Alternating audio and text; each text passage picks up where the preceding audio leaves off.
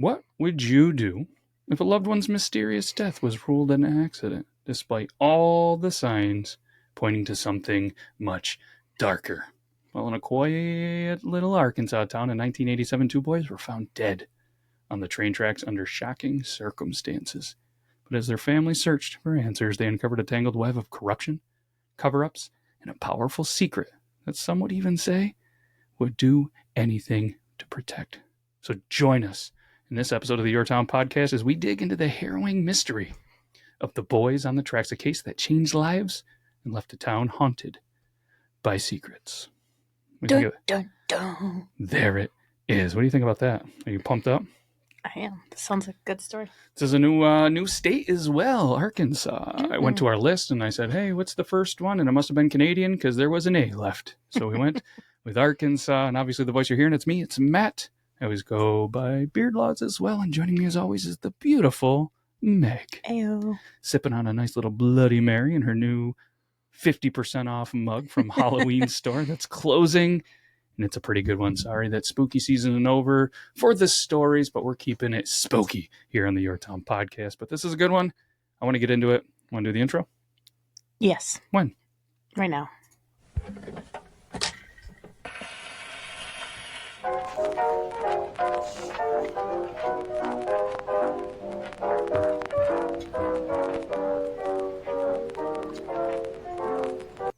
We did it.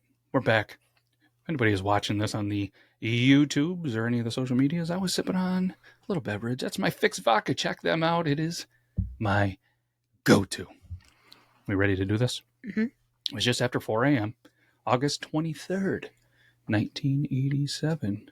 A year and a couple of days before somebody's birthday in the small Arkansas town of Alexander. A freight train from the Union Pacific rumbled down the tracks near Crooked Creek Trestle. That's fun to say. And Alexander, cutting through the dark, early morning quiet. But as the train approaches, the engineer spots something, and it's disturbing. What is it, Meg? A pair of bodies. Motionless, wrapped in a pale green tarp right on the rails. He sounded the horn and hit the brakes. It was too late. The train couldn't stop in time and rolls over them. Probably should have warned that viewer and listener discretion is advised.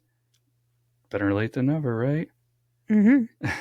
The victims were soon identified as two local boys, 16-year-old Don Henry, thank you for an easy name to pronounce, and 17-year-old Kevin Ives. Authorities quickly ruled it an accident, claiming that the boys had fallen into a deep sleep on the track, supposedly incapacitated from high levels of the THC. If you're looking for levels of THC, there's a legal dispensary in New York. You should check it out in Potsdam, New York. Highest Peaks. Check them out. That's our go-to and our friends over there. But for the families of these people, something didn't quite add up. They were determined to uncover the truth. They fought for a second autopsy, which revealed something far more sinister. Evidence that Don had been stabbed in the back and Kevin's skull may have been crushed before the train ever arrived. So they did a third autopsy and would go on to confirm Don's shirt did show a stab wound. What happened to them on that night? Who wanted them dead? And why did it take so long to acknowledge the possibility of foul play? The chilling story of the boys on the tracks is only going to get darker from here. Oof.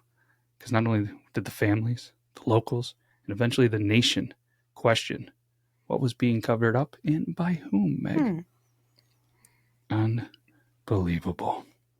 But that, not to circle back to there, but I wanted to provide a little more details that I accidentally skipped over. That freight train stretched over a mile long and was 6,000 tons. It was traveling around 50 miles an hour.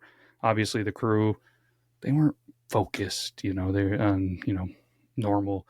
They weren't expecting this. I can't imagine. They probably hit a lot of deer and some other things. You're not expecting to see a couple of bodies, but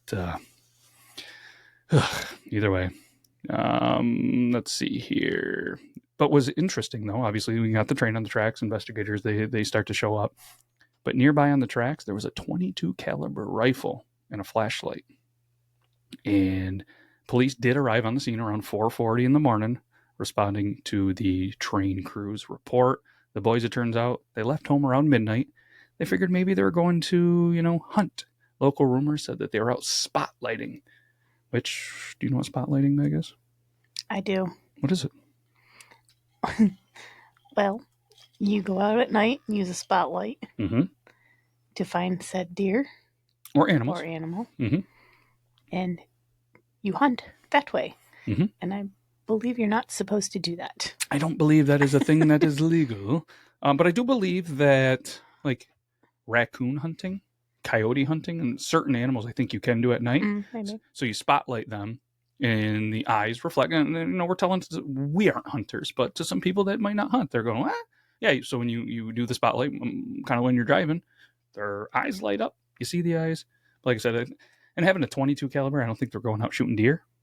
Probably not. So I don't know, rabbit, squirrel, who knows? It's in Arkansas. Maybe they're just going out and trying to find some dinner or some breakfast. Maybe. But I don't know. But the green tarp, that was kind of always something that was a little questioning. That's not supposed to be there. You don't usually bring a tarp hunting, I don't think. And police insisted that they didn't find the tarp. And there was never a tarp apparently recovered from the scene, even though the train people, what's the word I'm looking for? Not distinctively, instinctively. What's the word I'm looking for? They remembered it distinctively. We're going to go with that. That sounds like a word. They remembered a green tarp, but where is it? What really happened on those tracks at night? Why would two boys be lying motionless in the path of a speeding train? But then there's a shocking twist. The state medical examiner, Dr. Fahmy Malak, ruled the boys' deaths as a tragic accident. Obviously, this is what blows my mind. The first autopsy said that they smoked an equivalent of 20 marijuana joints and fell asleep. That is an absurd amount of marijuana joints between two people. If roughly they were even half a gram, that's 10 grams of weed. That's quite a bit. I think. I don't know. Sounds like a lot. But if it was one apiece, that's 20 grams. That seems to be a lot as well. But the families, of course, didn't buy that it was 20 marijuana joints full. There was no way that the story added up. Refusing to accept these findings, the families began their own search for answers. March 1988, Dr. James Garrett, a forensic pathologist from San Antonio, Tejas, examined the evidence and raised serious doubts. Skeptical of the original doctor's findings, he found that the boys had only smoked the equivalent to one, maybe two joints, and nowhere near the levels that would cause them to pass out on the tracks. So the case is re-examined, and this is where the story takes a darker turn. Right. And to not wake up to the train whistle. Exactly. I mean, one or two might make you feel good. You're not going to pass out on a railroad track. Mm-hmm. And I have to imagine, this is just speculation and assuming, probably wasn't the first time they had a marijuana joint. Mm-hmm. If it was, that's bad luck. Second autopsy conducted by Joseph Burton. Dr. Joseph, sorry, doctor. Probably the guy behind the Burton's alcohol, I'd have to imagine. The medical examiner from Georgia backed Garrett's suspicions, but he found more. A stab wound on Don Henry's shirt suggested he'd been attacked, and evidence showed Kevin Ives' skull was crushed with their own rifle that they found. The grand jury reviewed these new findings and officially changed the cause of death to probable homicide. With this new evidence, the case escalated. They were now certain it was definite homicide. Let's add another little twist to the story. Don's father recalled his son's attachment to his rifle, saying Don would have never left his gun on the gravel where it could be scratched. For the families, the stakes were even higher, and so began their fight to expose what really happened the night of the tracks, because they found some scratches on that rifle. Wouldn't have happened. Despite relentless pressure from the grieving parents, Saline County Sheriff James H. Steed Jr. refused to dig into what happened on those tracks. It wasn't until February 1988 that the parents' attorney, Don Harmon, who was the Saline, sorry if I'm saying it wrong, county prosecutor, actually struck a deal with Steed. The sheriff would finally open an investigation, but only if the families agreed to stop publicly criticizing him. Seems fair. Mm-hmm. Could you imagine if there was Facebook and Twitter and Instagram back then? Whew. But this so-called investigation quickly unraveled. Witnesses who were scheduled to testify before a grand jury, they turn up dead, Megh, under mysterious circumstances. Sheriff Steed, in a troubling twist, was found to have lied about where he sent the boys' clothing for examination. Instead of the intended FBI, he sent the evidence to the Arkansas State Crime Lab, raising serious questions about his motives. Even Harmon, the parents' attorney, soon lost their trust, as he seemed to be working to keep the case unsolved. Years later, the FBI then picks up the investigation in 1994, only to drop it a year later. Officially, no conclusions were reached, but rumors of political pressure haunt this decision. Even the Arkansas State Police led to no results, leaving the families with more questions than answers. Yet one person never stopped. Shout out Linda Ives, the mother of Kevin. We watch a lot of these documentaries, and it's always that persistent mom whose heart is just shattered. And I never want to feel that feeling, that just don't give up. And you got to love the mama bears for that, right? For over 3 decades, she fights tirelessly, conducting her own investigation and demanding the truth. Sadly, Linda did pass away in June 2021, still waiting for answers. But her legacy, though, remains as a testament to a mother's determination to bring justice to her son's memory. But with that being said, between 88 and 90, a string of deaths and disappearances surrounding the Boys on the Tracks case would leave the small Arkansas town even more unsettled. 5 witnesses linked to the investigation met untimely ends under circumstances as eerie as they were violent. It started with Keith McCaskill, an informant who reportedly took aerial photos of the tracks and worked with Dan Harmon. He was a key figure in the investigation. 2 days after Sheriff Steed lost re-election, he was brutally murdered. His death then sets off a chain reaction of fear and silence. Next, Keith Connie, scheduled to testify before a grand jury. Connie's life was cut short by a motorcycle accident, January 1989. Only weeks later, Greg Collins, another witness close to Connie, was also set to testify, was killed by 3 shotgun blasts on January 26, 1989. Friends of the witnesses started looking over their shoulders. Those who knew too much, they kept disappearing.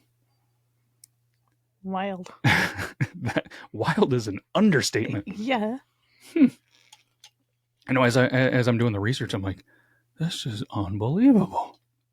So in March 1989, Daniel Booney Bearden, which sounds like a made-up name that I would potentially use in a book, maybe even Mr. Whiskerwitch, you guys should check it out on Amazon. I wrote the book, not a big deal, vanishes without a trace. Then April, Jeffrey Edward, can't trust me with 2 first names, whose name had been tied to the case, was found dead in a landfill. All 5 of these deaths were classified as homicides, yet as the dust settles, no one is arrested. What? So you're up to 7 deaths, all homicide, in a little town in Arkansas. Nobody's arrested. What is going... Sounds fishy. Right? What is going on in the town? Why are these witnesses being silenced and killed? These deaths paint a disturbing picture, one that hinted at cover-up far deeper than anyone could have imagined. The most chilling theory surrounding the deaths of Don Henry and Kevin Ives centers on a dangerous world hidden in plain sight: drug trafficking. Many believe that the boys met their tragic fate after accidentally witnessing a drug drop from an airplane, linking their deaths to one of the most notorious drug rings of the 80s, associated with Barry Seal and the infamous Mena Airport in nearby Polk County, Arkansas. This theory pointed to powerful figures, including then Megh, who? Bill Clinton. Who was the governor at that time, suggesting that he potentially, allegedly, was aware of the trafficking happening under his watch. The case even made headlines in the conspiracy-fueled documentary, The Clinton Chronicles, sparking questions about political cover-ups and corruption. The case caught national attention and was profiled on Unsolved Mysteries. Ever hear that? Drawing even more public scrutiny. Investigative journalist Mara Leverett explored the tragedy in her 1999 book, The Boys on the Tracks: Death, Denial, and a Mother's Crusade to Bring Her Son's Killers to Justice. It's a heck of a title for a book. Revealing shocking claims that authorities may have played a role in actually hiding the truth. By 1996, Linda Ives, the mother of Kevin Ives, teamed up with film producer Patrick Martisiani to create the documentary Obstruction of Justice, The Mena Connection. They claimed that 2 local police officers, later backed by powerful figures like County Prosecutor Dan Harmon, murdered the boys after they witnessed the drug deal. The plot thickened when Harmon, who once represented the boys' families, Gets arrested in 97 for racketeering, conspiracy, and drug possession, receiving an 11-year prison sentence. Then those two officers that were accused in that documentary with the mom teaming up with them denies involvement, obviously, and actually sues them for defamation. Initially wins $600,000. But in a twist fit for a thriller, he actually appeals and won, overturning the verdict in 2001. To this day, the case remains an unsolved mystery, cloaked in allegations, denials, and a mother's unrelenting quest for justice. It's crazy. And what I think is going to happen, we're gonna see this on like 2020 or some kind of episode where, what are we in? 50, almost 50, 40 something years we're going to approach, or 30 something, almost 40 years. They're going to be like, new DNA is found in the case. But it sounds like all these, allegedly, from the research that whoever was in charge, there's probably no DNA. The evidence is gone, and it's going to take somebody to come in new, like a new sheriff or someone new in the town, to reopen it. Mm-hmm. And by the time they reopen it, probably everybody involved is not around. Probably. Bill Clinton's still around though. Mm-hmm. Isn't that crazy? Mm-hmm. Shout out to our sources, Wikipedia, and Encyclopedia of Arkansas.net. They had some really cool stuff. But we got a quote. You want to read the quote? Sure. Even if you're on the right track, you'll get run over if you just sit there. By Will Rogers. It's true. And unfortunately, these boys didn't have to go that way. What did they see? We'll probably never know. But that's Sad. it. It is terrible. Hopefully they figure some things out and there'll be justice. But we'll be back next week. That's one thing you can guarantee for another episode of the Yore Town Podcast. Megh can't thank you enough. And all the listeners can't thank you as well. Back next week. Hopefully you enjoyed it. Bye. Later.